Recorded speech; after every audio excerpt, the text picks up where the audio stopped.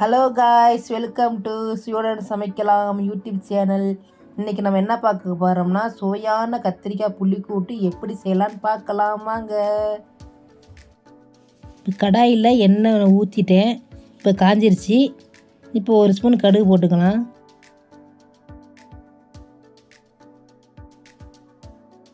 ஜீரகம் ஒரு ஸ்பூன் போட்டுக்கலாம்.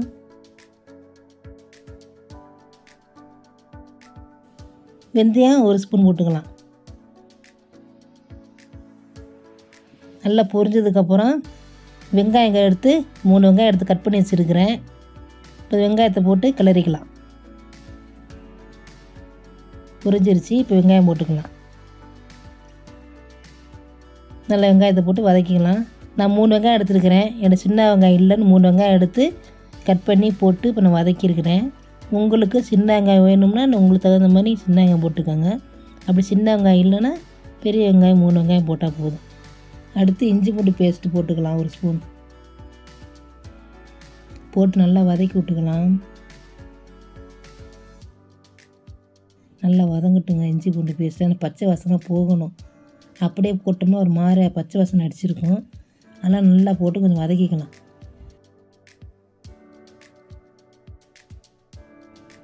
வதங்கிடுச்சு. அடுத்து தக்காளியை போட்டு வதக்குவோம். தக்காளி 2 தக்காளி எடுத்துருக்கிறேன்.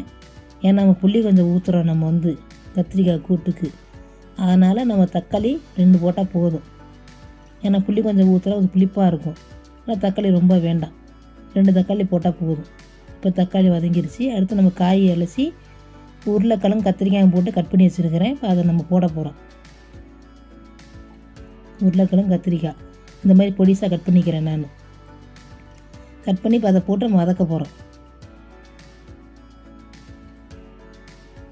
நல்லா வதங்கிச்சா தக்காளி. நல்லா வதங்கினதுக்கப்புறம் அடுத்து காயை போடணும். இப்போ காயை போட்டாச்சுங்க. இப்போ ஒரு ஸ்பூன் மஞ்சள் போட்டுக்கலாம். போட்டு இப்போ நம்ம கிண்டி விட்டுக்கலாம். நல்லா கிண்டி விட்டுக்கலாம்.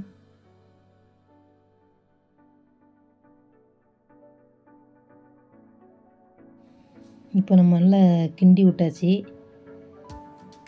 நம்ம இந்த காயை பண்ணும்போது அடி பிடிக்க விடாமல் பண்ணணுங்க. இப்போ நம்ம உப்பு கொஞ்சம் போட்டுக்கலாம்.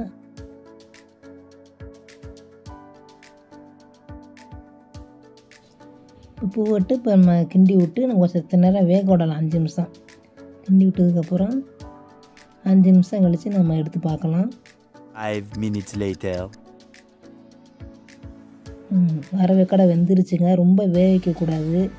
ஏன்னா நம்ம கத்திரிக்காய் உருளைக்கு போட்டோம்னா குழஞ்சி போயிடும். அரைவேக்காடை வேக வச்சா போதும். இப்போ ஒரு ஸ்பூன் மிளகாத்தூள் போட்டுக்கலாம். ஒரு ஸ்பூன் மல்லித்தூள் போட்டுக்கலாம். இப்போ ஒரு ஸ்பூன் சாம்பார் தூள் போட்டுக்கலாம்.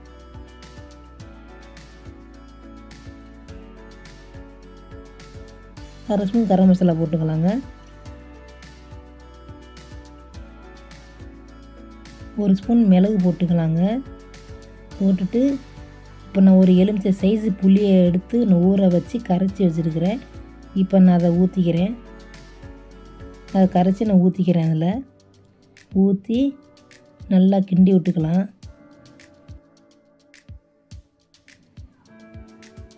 அவ்வளோதாங்க, புளி கரைச்சி ஊற்றியாச்சு. இப்போ நம்ம நல்லா கிண்டி விட்றோம். அவ்வளோதாங்க புளிக்கூட்டு. அடி பிடிக்க விடாமல் பண்ணிங்கன்னா நல்லா இருக்குங்க சாப்பிட்றதுக்கு. இது அடி பிடிக்கக்கூடாது. அடி பிடிச்சா வாசனை வந்துடும். அதனால் அடி பிடிக்க விடாமல் நம்ம பண்ணணும். இதை அவ்வளோதாங்க, எல்லா மசாலையும் போட்டு கிண்டியாச்சு.